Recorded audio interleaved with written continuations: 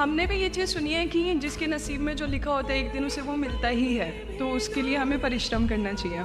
तो सर एक इनके बीच में क्या एक थिन लाइन नहीं है कि हमने सोचा जैसे 71st डे पर मुझे ऐसा लग रहा है कि अब मुझसे और नहीं होगा, अब मैं नहीं करूँगी, माना कि वो गिव अप भी कहा जाता है, लेकिन अगर मेरे नसीब में है कि नहीं यार कल ये तुझसे हो जाएगा, अगर मैं कोई भी टास्क कर रही हूँ कल ये कंप्लीट होगा, लेकिन मैं सोचूँ नहीं मेरे से ये प्रेशर नहीं हो रहा, I should let go this, I should start some other thing. तो क्या ये मुझे लेट गो करना कभी रिग्रेट नहीं कर सकते क्या लाइफ में, यार एक दिन और ट्राई कर लेते तो शायद मिल ही जाता। देखिए, जो नसीब का मामला है मेरे ख्याल से आपकी उम्र में नसीब को नहीं मानना चाहिए। दुनिया में किसी को नहीं पता कि नसीब है या नहीं, और है तो कितना है।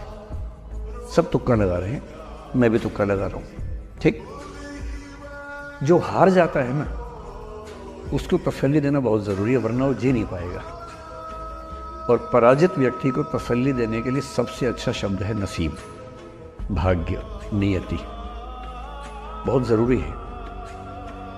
और इसलिए एक उम्र के बाद गीता का सार पढ़ना बहुत ज़रूरी है। समझना पड़ता है कि सब कुछ हमारे हाथ में नहीं होता है, सच में नहीं होता है। पर इसका मतलब ये भी नहीं है कि सब कुछ किसी और के हाथ में होता है। अगर ऐसा होता तो बिना मेहनत करने वाले आईएएस बन जाते या कुछ भी बन जाते। ये हो सकता है कि आईएएस बनने के एग्ज़ाम में 10 ने मेहनत की, उनमें से 8 का हुआ, 2 का नहीं हुआ। पर ये नहीं हो सकता कि एक आदमी ने मेहनत नहीं की तो उसका आईएएस हो गया। बिना मेहनत के तो नसीब भी नहीं मिलने वाला है।